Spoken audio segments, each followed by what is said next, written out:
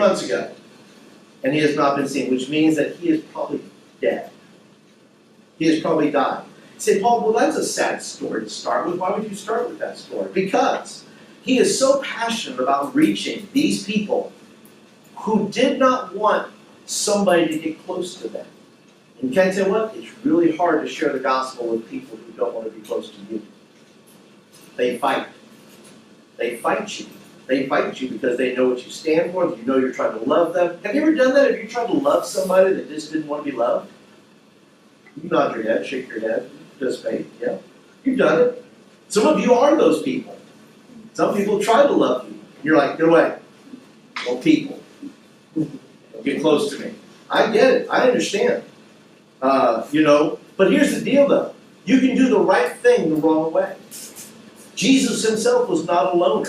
In fact, he gathered 12 other men with him to do the mission. He could have came and just did it himself. He just didn't need anybody, so I'll just do it. But he says, no, I need 12 other people to do this. I need disciples. I need people coming with me.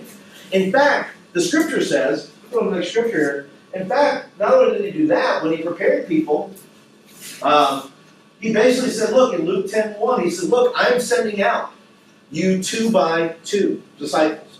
He didn't want to send anybody alone. So when you went into your neighborhoods and the communities, go 2 by 2. Pray for people. Love people. Go 2 by 2. Don't go by yourself. John did the right thing the wrong way, probably. Now, look, we can say it's the wrong way, but John's dead, and I don't know if he wanted to be dead, but he is. He probably thought to himself, in great faith, I can reach these people. But he did not put it, and I'm sure he did. He probably considered it, listen, I may die for this. And he did. But let me tell you something. That doesn't negate his faith. That doesn't negate that he did the right thing, but he did it the wrong way, maybe. I don't know if anybody really wants to die in that manner, but he did.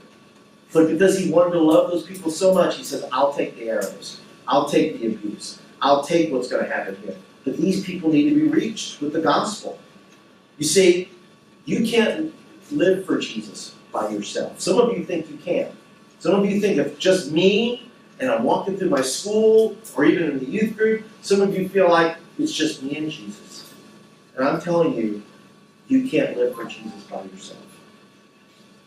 You have to live for Christ in community. Closer says this. Let me give you a few of these. Closer says, when you say I want to be close, you're saying I want to be vulnerable.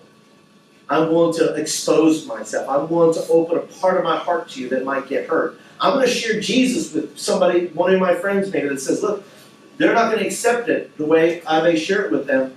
And it's going to open me up for arrows. It's going to open me up for them to say things about me. It's going to open things up. But you know what?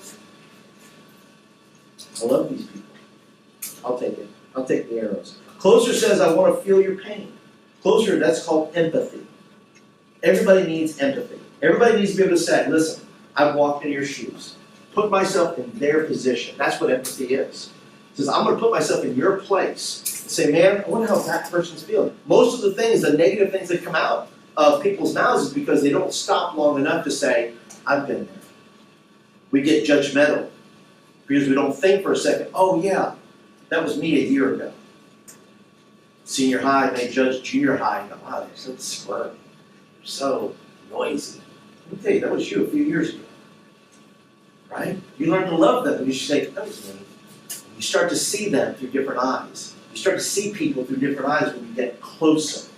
Closer says, I want to be transparent. I want to be authentic. I want to be the real me. The problem is, tough being a teenager because it hurts to be the real you. Because you think, well, people are going to reject me then if I'm the real me. If I like a certain something, if I like this type of thing, if I'm the real me, if I really love Jesus and I pour the love of Jesus out of my heart, if I'm that, yeah, it's going to hurt a little bit. I want to be transparent. I want to be authentic. Closer says, I want a relationship with you.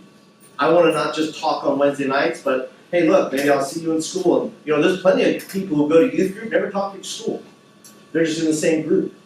They never encourage one another. They never high-five each other. They said, I'll just see you Wednesday. Closer says, I am willing to risk my reputation to love you.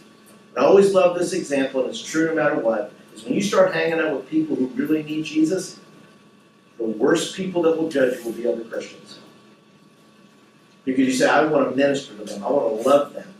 And yet we're going, oh, so that's the worst thing ever. Oh, they must be falling off the wagon, they must be backsliding.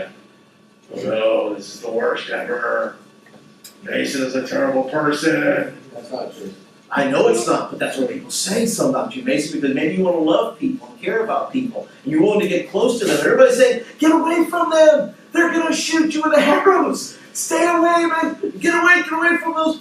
Listen, Jesus did that for us, did he not? Did he not do all of these things for us? Did he not willingly come and say, look, I know I'm going to get hurt. I know I'm going to get abused. I know I'm going to die. I know I'm going to the cross. I know I'm going to be betrayed. But why? Because I really love those people. I really, really love those people. That's what happens when we get closer.